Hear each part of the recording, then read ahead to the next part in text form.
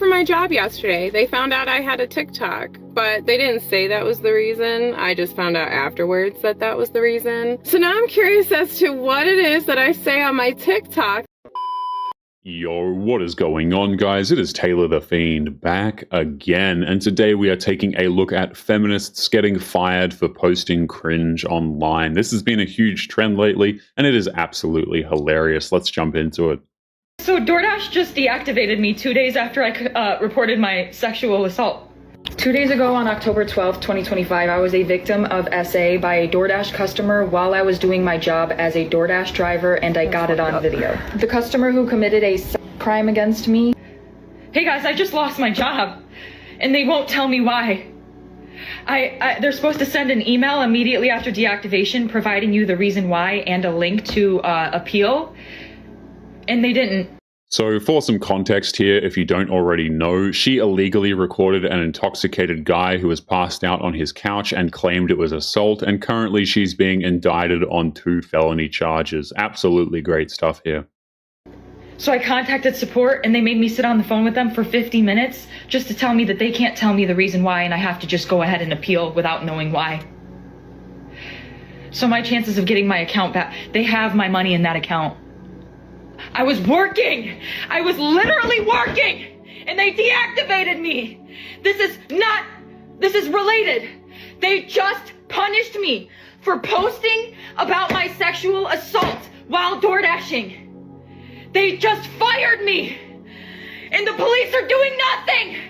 I lost my job, and that was my only way to make money to pay my bills. No assault actually happened. She opened that dude's door and practically doxed him. Hey guys, so yep, I really lost my job. Within less than 24 hours after me submitting my appeal, they denied it. And in the email they said, you can respond to the previous email that you received explaining the reason why you were deactivated.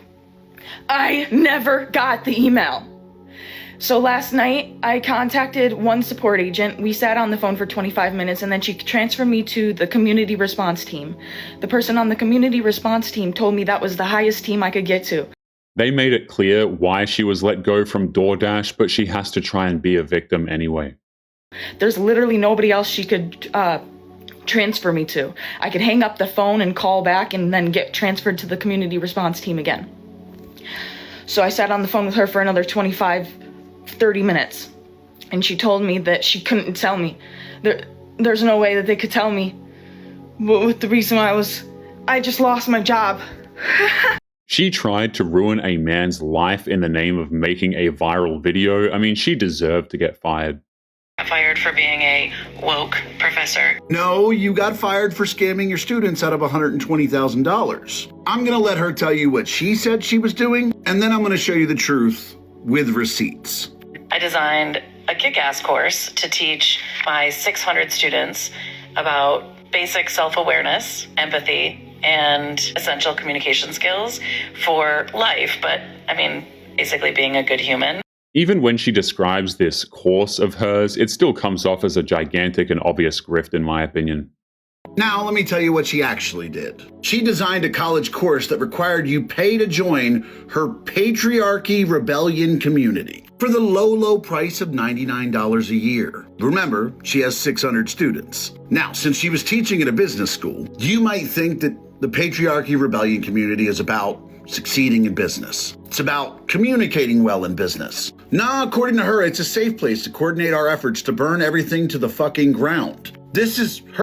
Sounds like she was charging her students to join a Discord server where they bash capitalism. I mean, it's just hilarious, isn't it? Her saying this. Also, according to her, 100% of the membership fees are donated to Planned Parenthood. But here's something even funnier about that. Her web pages say different things that she was doing with the money. On her GoFundMe, it says she was using the funds to buy herself a Rebellion RV. Her website states that 100% of the membership fees are used for awareness, education, and activism for a bully-free future. And of course, we already saw the Facebook post where she says it's going to Planned Parenthood. And because she had been running this scam since 2022, she's raked in more than $120,000 in membership fees, all for a community that, as she said, is to coordinate our efforts to burn everything to the fucking ground. So no, you didn't get fired for being a woke professor. You got fired because you were scamming your students out of $120K. When you make 3 contradicting promises like that, the money is clearly going into her pockets. We have a right to be treated respectfully. We are unfortunately running out of time, but Peter, I just want to get one final thought from you. Are there words that are used to describe men that offend you? Not particularly, and if there are some I don't like, I certainly wouldn't want them banned. But it always goes back to that old adage: sticks and stones may break my bones, but there will always be something to offend a feminist. Peter Well, Lloyd. no, that's just obnoxious. Peter Lloyd, Sorry, you have to wait, give I me a think we'll let you carry on. That is ridiculous. No, hang on, I won't do your show again. I don't think that words should be banned just so modern feminists can have an excuse to be thin-skinned. That makes no sense. New ick unlock. Why the heck I just go get some ice cream, right? I get my ice cream. It's another guy in the store. He ordered his ice cream after me. Why the heck he get sprinkles on his? I ain't gonna get sprinkles on mine. And he looked a little like rough around the edges. He looked a little hood. I was looking like, interesting. Fruit Loop.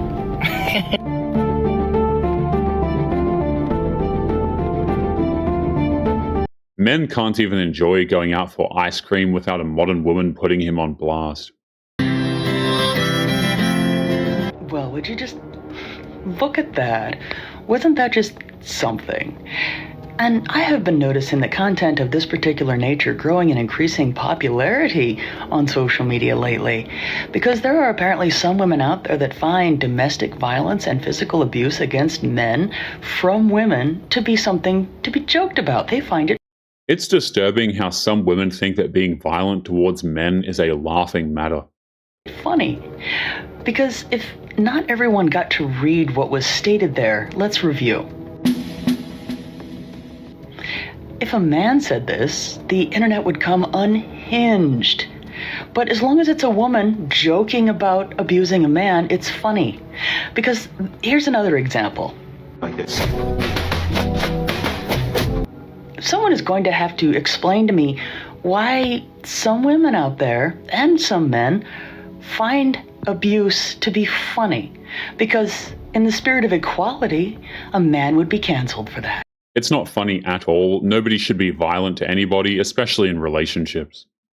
What if I just... No. No. Well, no. No!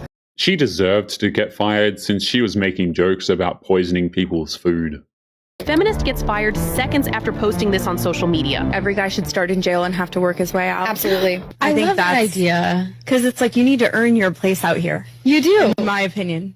You do. And it should be treated as if they're on probation for a while. Like one strike, you're back. Yeah, even when they're out. Yeah. I recorded the call she got from work during the time. Something tells me I'm about to get fired, so I'm going to record this because I have no idea. I have no idea what's going on.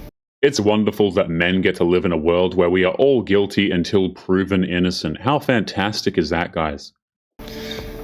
I'm waiting on them to join. Hello? Hey, Brittany. Thanks for joining us on this call.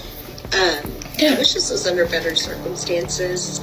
After reviewing a video you posted online, upper management has made the decision to terminate your employment effective immediately. While we understand the video may have been comedic in nature, it does not align with our company's values. In fact, several employees came across the video and expressed concerns. Okay, yeah, that's understandable. We have no choice but to let you go. I don't think you can post videos about bashing men and then not expect to receive pushback from your job. From my job because of the kombucha video. What? Yeah, I had been working there for 3 months, and that's when I got fired. Nice. And what was the reason? Well, she brought me in and she was like, "You're doing? You can't be making videos." Yeah, basically, she was like, "You need to decide if you want to be a young professional or if you want to be a meme." And I was like, "What the kind of decision is that?" You should have been like, "You're just jealous. You're ugly. You're mad as hell. You're ugly. You're mad." Yeah, you're She's mad. Like, "I'm your boss. You're fired." Yeah. You're mad. L-L-L-U-L-U-W-D. Yeah. Stupid. Mad. You're an L and I'm a dub. Me to my 60-year-old boss named Cheryl. Yeah. You're just mad because I'm a hot girl. She was given a fair option and she chose delusion. It's safe to say that she chose poorly. I fired from my job yesterday. They found out I had a TikTok, but they didn't say that was the reason. I just found out afterwards that that was the reason. So now I'm curious as to what it is that I say on my TikTok that got me fired. So I started watching my videos, and I'm an extreme leftist, and I worked for conservatives, so... Whoop. All she had to do was keep her bonkers politics to herself, and she would still be gainfully employed. You can go 90 miles an hour. You can't. You can't do that. So get the out of the way. The since deleted TikTok was created by Federal Way police officer Brianna Strauss, who said it was a public service announcement for other drivers. PSA to everyone out there. I'm speaking for myself, but I'm probably speaking for a large majority of other officers out there. If we're driving on the freeway in our police car, get the out of the way. She's recording this while on the clock, which means taxpayers paid for this TikTok cringe. Get the out of the way. In the 38-second clip, Strauss tells the viewers, quote, "I can go 90 miles per hour. You can't." She also says officers will find a way to pull someone over. If us officers stay behind you long enough, we can find a reason to pull you over. So you might as well get the out of the way. If you merge and we follow behind you and we merge too, you're probably in trouble. The best way to find that out is get the out of the way. In a statement to local media, the Federal Way Police Department said in part, quote, "We have viewed the social media video posted by Officer Strauss and can assure you that it does not represent the core values and practices of our police department." She posted a viral video talking about abusing police authority. That is not a good look, is it? Here's what men don't understand about equality. You think equality means splitting the bill.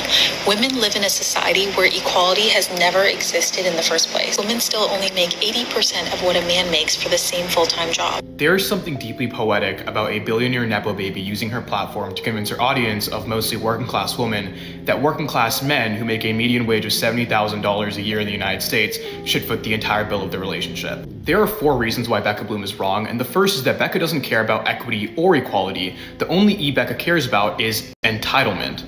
It was never about equality, it's about preferential treatment above all other issues. Anyone with an understanding of the gender wage gap in the United States also knows that there's a racial wage gap in the United States that is even larger. The reason why people like Becca Bloom never bring up the topic of race, let alone intersectionality in this conversation, is because they know that if an Asian woman or a white woman sat down for a date with a black man or went through a relationship with a black man, that would obligate them to pay and foot the bill for the relationship, going down this same line of reasoning. They will just perform a bunch of mental gymnastics to get out of paying for the date. Reason number 2 is that the math simply doesn't math. Let me grant to Becca for a second that for every dollar a man makes in the United States, a woman makes 80 cents. This would not justify a 100-0 split skewed towards the man. This would justify a split that is rated to the inequality that's caused by this gender split, meaning that under the definition of equity, for every dollar of the bill that the man foots, the woman would foot 80 cents. Their counter-argument is that because they buy expensive makeup, men should still pay more. I mean, you can't make this stuff up. Now, reason number 3 has to do with statistics. The reason why it's reason number 3 and not number 1, even though it's the most important reason to consider, is because statistical literacy is dying. Most people who have this conversation on the gender wage gap, Becca Bloom included, have no idea what the difference between correlation and causation is. And this is despite the fact that if you take an introductory level statistics class in high school or in college, the first thing you'll learn is this core distinction. So I'll start us off with a really easy example. When Trump entered his first term, the economy boomed. Now, just because those 2 things happen to happen at the same time doesn't mean that Trump entering office is why the economy boomed. Now, using that same line of reasoning, just because for every dollar a man makes, a woman makes 80 cents, doesn't mean that gender specifically is the reason why that 20-cent schism exists. Misinterpreting statistics is one of the biggest weapons in the modern womanist's arsenal, I think. Which is why when you control for external variables like occupation, years of experience, years of education, you see this gap drastically reduce. In one study, it was from 17 cents to just 1. As a quick aside, this logic of raw, uncontrolled disparities being an example of discrimination is only ever used with respect to the gender wage gap. But when you talk about the fact that home ownership is now higher among young women than young men, or the fact that women are now outpacing men in education from bachelor's degrees to JDs to MDs, all of a sudden, that's no longer discrimination. That's just individual people. In fact, they use their degrees and home ownership status as a flex against everyday men. I mentioned it in a previous video and I'll mention it again, the cognitive dissonance is palpable. And even then, gender is not necessarily the reason why this 1 cent difference exists. It could be for a myriad of other factors that weren't controlled. Now, a really common counter argument to this is, why do you think women's professions are typically paid less? To which I say, I agree. It's an issue that has to do with patriarchy. But inequality in the sense of a social choice model is significantly different from inequality in the sense of systemic discrimination. At the end of the day, people are responsible for their own decisions, which is why if you go into a profession like teaching, which pays less, you're doing so knowing that it pays you less. In the same vein that a man going into a profession like construction knows that this is a more dangerous job and therefore there's a higher risk to their life in doing so. None of that even matters because modern women will say that they feel like it shouldn't matter. Which is why, despite the fact that men go into more dangerous professions more often, you don't hear myself or other men scream from the rooftops that this is some magical reason for us to be compensated more in relationships. Which brings me to point number 4. Becca's entire argument relies on this false premise that individual people in relationships are responsible for remediating issues that exist at systemic and societal levels. A relationship is not a personal affirmative action plan. It's a partnership, and individual people's struggles are not always defined by generalities that exist in Your relationship should have nothing to do with cultural issues that are blown out of proportion. Society. And frankly, just putting these 4 arguments aside for a second, I want you to take Becca Bloom's worldview to its endpoint. A world where only the men who are capable of sustaining a family on a single income is not a world that can exist any longer, right? The dollar doesn't go as far as it used to 50 years ago, 20 years ago. It's simply not possible anymore. The reason why people like Becca Bloom, Share 7, The Wizard List, the reason why they push this provider mentality, masculine energy, red pill content, that's what it is, red pill content, onto young women, is because they know that their idea is a systemic impossibility. The same can be said for a lot of modern women's desires. It boils down to them living a fantasy life where they don't work but still get to live happily ever after. It's just not possible. They fundamentally profit off of having a base of women who are dissatisfied with the relationships that they have, which is why they constantly shift the goalposts of what it means for a man to be the bare minimum. And it's even more sinister when it comes to people like Becca Bloom, who are literal oligarchs, because they directly benefit from the idea of having fragmented family units who are unable to have productive lives for themselves and retain capital for their own prosperity. They honestly don't care. By pushing this kind of garbage narrative, women like that directly profit from the destruction that they cause. It is absolutely messed up. If you would like to get early access to videos, weekly lectures, and case study breakdowns of human behavior, make sure you check out the members area link below in the video description. Otherwise, make sure to click on one of these videos on screen now if you enjoyed. Make sure you take care of yourself, and I will see you in the next one. Peace.